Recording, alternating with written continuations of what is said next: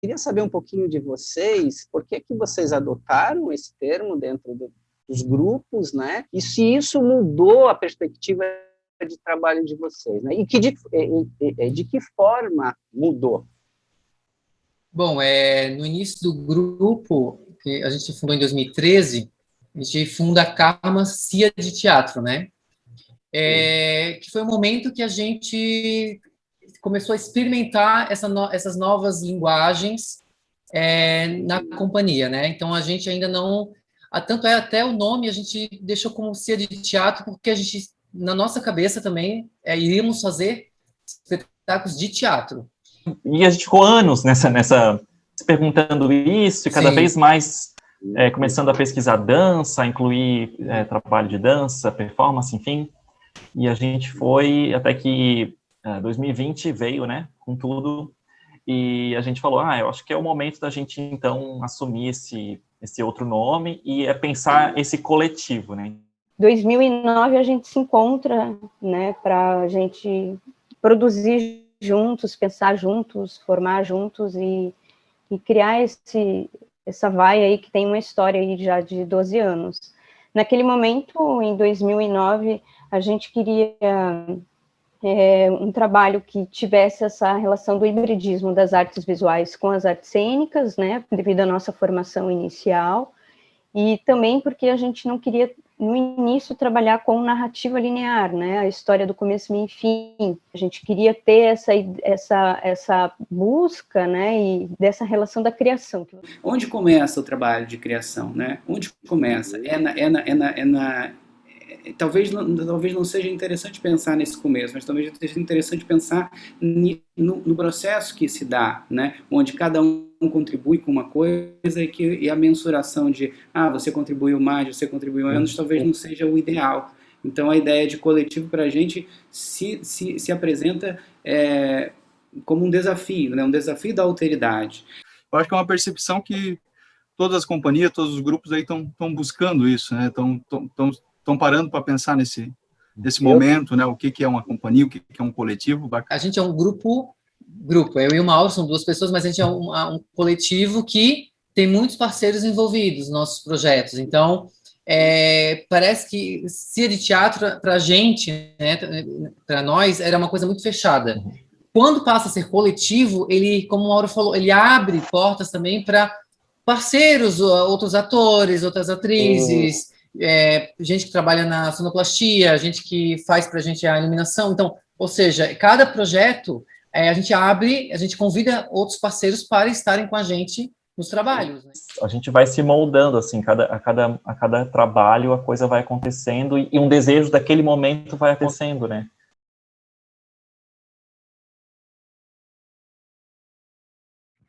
A gente nunca teve esse desejo de, por exemplo, criar a partir de dramaturgias, de autores, dramaturgos. A gente sempre teve a vontade de criar os trabalhos, de criar a dramaturgia, de criar esse lugar, assim.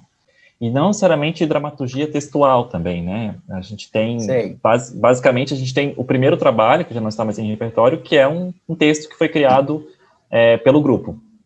E desde então não há mais dramaturgias textuais.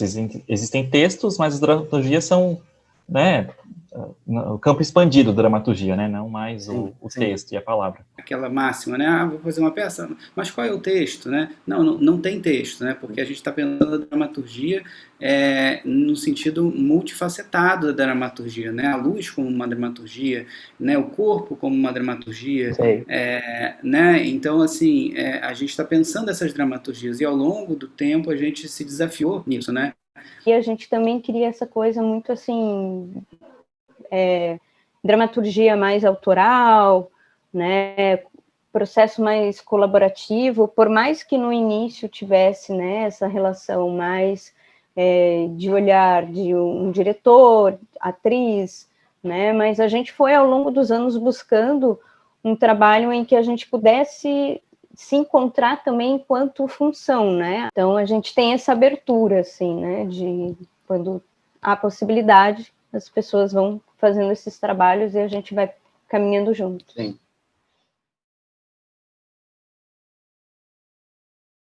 Não sei, para mim, né? Quando a gente começa a montar o próprio trabalho, a gente não pensa, qual público será?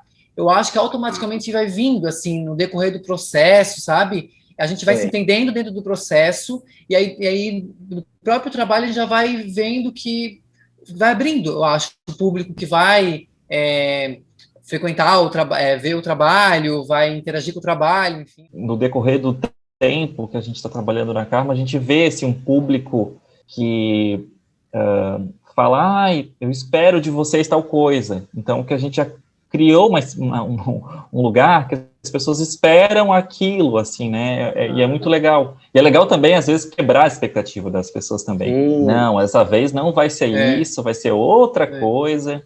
Assim como nós nos desafiamos com os nossos trabalhos, de pensar, por exemplo, a gente desafia o espectador também a entrar em contato com essa materialidade, né? Porque eu acho que seria muito pequeno a gente pensar que, né, o teatro ou aquilo que a gente está fazendo seria a afirmação do que se já sabe.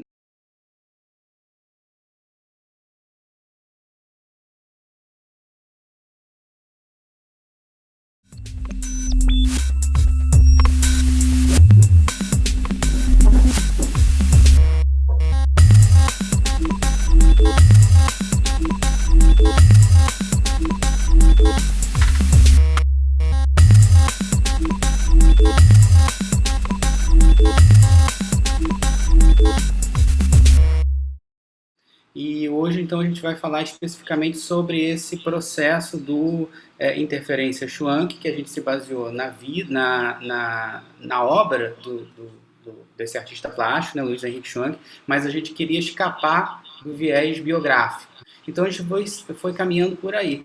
E nesse caminhar, a gente, em paralelo a isso, como é que a gente investigou, né? A gente usou essa ferramenta, né, que é chamada modo operativo AND, que é um modo de investigar o acontecimento, né? É um modo de investigar aquilo que ainda não tem nome e o que a gente é atravessado a todo momento. É um modo de trabalhar sobre o inesperado, sobre o que acontece.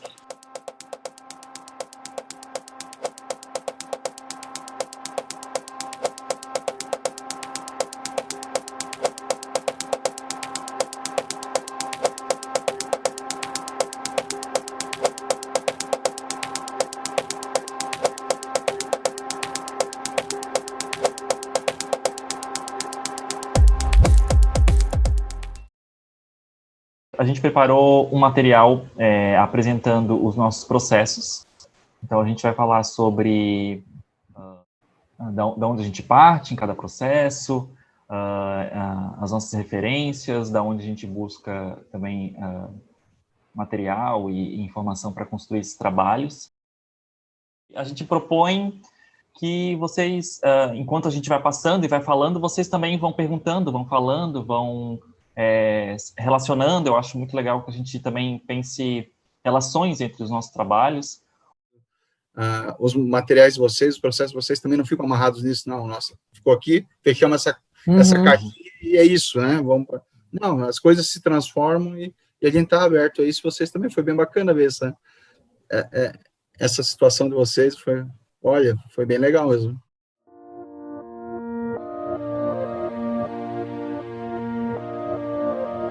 Meu nome é Leandro, né, deixa eu me apresentar. Acontece dentro dos nossos trabalhos, dos trabalhos de vocês. Começou a trabalhar de forma remota e depois se encontrando com todos os cuidados. Ele vai para confirmar o que ele já sabe. Boa noite a todos, eu sou o Jackson, integrante da VAI Coletivo.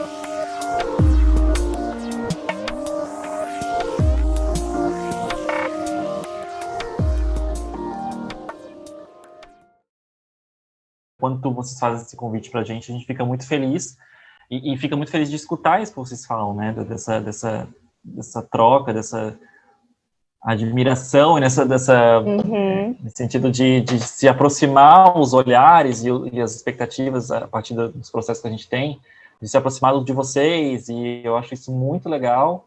É um projeto, né? Ele está aí sendo executado nesse período e tal, mas assim, que ele seja um movimento posterior, né? Eu acho que isso que tu fala é um movimento, né? Eu acho que não se encerra aqui. Não, é uma ponte, a partir já cria uma ponte que vai...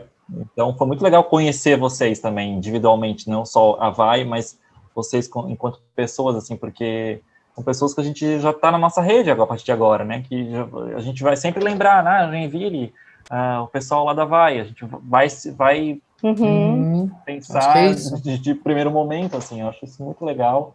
Eu acho que isso cada vez mais a gente tem que fazer, pensar em rede, pensar em coletivo, porque os tempos estão pedindo isso, né? Se antes já era importante, atualmente é muito mais, então a gente precisa se relacionar. Sim. Então, muito obrigado, muito obrigado. Obrigado, gente.